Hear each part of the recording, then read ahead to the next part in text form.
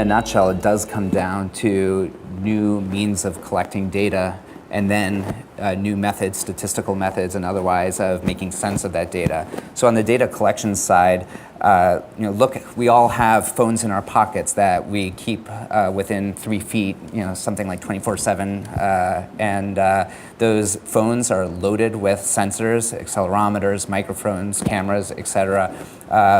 By 2020, 90% of the world's population is going to own a mobile phone. And it's not just mobile phones. Look at our automobiles. The average car today has something like 200 sensors on board. That's up from 20 sensors back 10 years ago. And it's interesting, actually, the insurance companies have taken advantage of that fact. So they are now able, there's a little widget you can plug into your car's dashboard, which sends data about your driving patterns up to the cloud. And insurance companies are using that data to adjust your premium based on how you drive, which, when you think about it, it's actually a pretty genius way of incentivizing people to do the right thing. So we really should be doing the same thing in healthcare, and there's no reason we can't.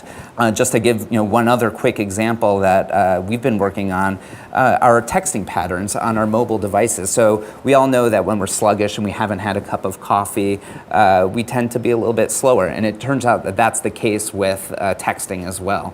So your typing patterns actually fluctuate throughout the day, dependent on whether you've had a cup of coffee, how you're feeling, and we think that that might have application for assessing neurocognitive function, which is something that's very difficult to measure and very relevant because the medications we take influence how we perform.